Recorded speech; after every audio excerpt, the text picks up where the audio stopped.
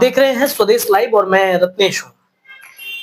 चिराग पासवान, जिनके बारे में खूब चर्चा हो रही है बिहार में इन दिनों, क्योंकि उनका जो रुख है वो अपने ही सरकार के प्रति निगेटिव जा रहा है। अपने ही सरकार के प्रति नकारात्मक सोच, नकारात्मक विचार उनके मन में उत्पन्न हो रहे हैं और नीतीश कुमार के राज की वो प्रशंसा अब नहीं कर रहे हैं। नीतीश कुमार ने जो 20 सालों में काम किया उसकी प्रशंसा उनके अब जुबान पे नहीं है। नीतीश कुमार के बढ़ते क्राइम रिकॉर्ड को लेकर के वो खूब हमले कर रहे हैं। 2-3 दिन पहले का ही बयान है, आप सबको पता होगा, आप सबने देखा भी होगा, हमने अपने चैनल पे चलाया था कि उन्होंने कहा कि मुझे दुख होता है कि मैं वैसे राज्य का समर्थन कर रहा हूं जहां पर आपराधिक घटनाएं दिन पर दिन बढ़ती चली जा रही हैं। तो ये बयान क्यों दे रहे हैं चिराग पासवान? इसके पीछे भी एक बहुत बड़ा लॉजिक है, एक बहुत बड़ी साजिश, बहुत बड़ी रणनीति काम कर रही है और ये चर्चा उठ रहा है कि प्रशांत किशोर के साथ चिराग पासवान का गठबंधन हो जाएगा। चिराग पासवान प्रशांत किशोर के साथ गठबंधन कर लेंगे। प्रशांत किशोर सीएम फेस तैयार कर रहे हैं चिराग पासवान को और उनके साथ गठबंधन करके आधे आधे सीटों पर चुनाव लड़ने की पूरी तैयारी अंदर अंदर हो चुकी है। कभी प्रशांत किशोर चिराग पासवान की तारीफ करते हैं तो कभी चिराग पासवान प्रशांत किशोर की तारीफ करते हैं। ये चल रहा है वर्तमान में बिहार की राजनीति में। लेकिन इसके पीछे की वजह क्या हो सकती है?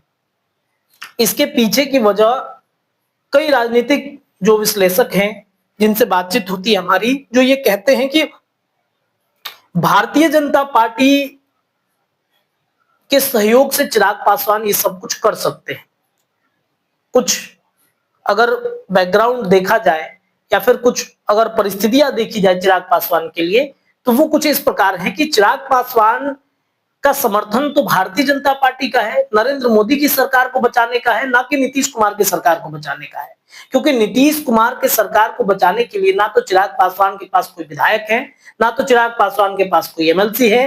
तो नीतीश कुमार पर जो आरोप लग रहे हैं वो अपने माथे पर क्यों लेंगे अपने माथे पर वो सारा कुछ ब्लेम जो नीतीश राज में इस वक्त हो रहा है।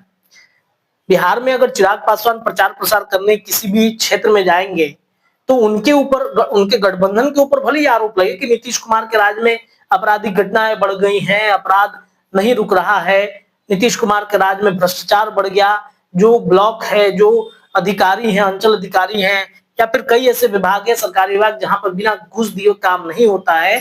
तो ये सुनकर चिराग पासवान को थोड़ा सा तो खटकेगा ही जरूर।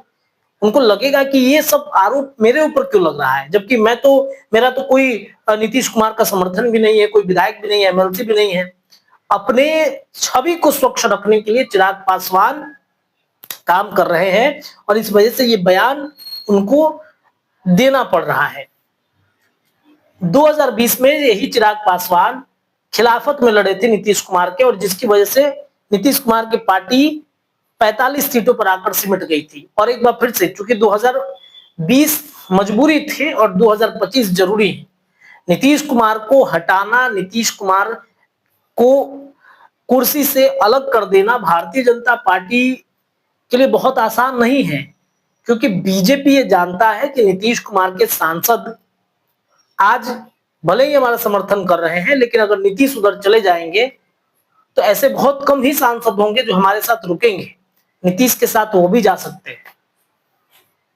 ये डर है भारतीय जनता पार्टी के अंदर में, ये बीजेपी के अंदर एक डर है और इस वजह से चिराग पासवान को एक पैरेलली तौर पर खड़ा किया जा रहा है। चिराग पासवान को तैयार किया जा रहा है कि इस बार आप ये केन प्रकरण आप लड़िए, चुनाव अलग होकर लड़िए, भले प्रशांत किशोर के साथ गठबंधन कर लीजिए लेकिन चुनाव आप अलग होकर लड़िए। और by the way, by chance मान के चलिए कि चिराग पासवान और प्रशांत किशोर एक हो गए, तो वैसे भी बिहार में दलितों के नेता चिराग पासवान अभी तक तो बने नहीं है, पूर्ण रूप से बनने की कोशिश में लगे हुए हैं। अगर दलित चिराग पासवान को अपना नेता मान लेते हैं, वोट अगर गिरा देते हैं, तो चिराग पासवान के पास विधायकों की संख्या हो जाएगी, तो एक बहुत बड़ी ताकत चिराग पासवान के पास आ जाएगी और चिराग पासवान बिहार की राजनीति के लिए एक ताकतवर नेता के रूप में उभर सकते हैं। प्रशांत किशोर के साथ भी अगर आ गया, बहुत सारे, देखिए प्रशांत किशोर 243 सीटों पर लड़ना चाहते हैं, कितने विधायक जीतेंगे कितने नहीं ये तो चुनाव के बाद पता चलेगा, लेकिन इतना तो तय है कि 243 में कुछ सीट प्रशांत किशोर को आना लगभग तय है। 5 आए, 3 आए, 4 आए, 10 आए, लेकिन सीट प्रशांत किशोर का आएगा ये निश्चित है। शहरी क्षेत्रों का वोट बैंक प्रशांत किशोर के साथ अब जा रहा है। प्रशांत किशोर एक विकल्प के रूप में उभरे हैं। बिहार की जनता पिछले 20 सालों से एक विकल्प की तलाश कर रही थी कि कोई ऐसा व्यक्ति आए जो हमारी बातचीत करे, हमारे मन की बातचीत करे, जाति पाति से उठकर बातचीत करे, और प्रशांत किशोर वो कर रहे हैं। प्रशांत किशोर गांव-गांव घूमे, वहां के लोगों से राय टटोले और उस आइडियोलॉजी पर वो काम कर रहे हैं। बिहार में रोजगार की बात करते हैं, बिहार से पलायन कैसे रोकना है उसकी बातचीत करते हैं।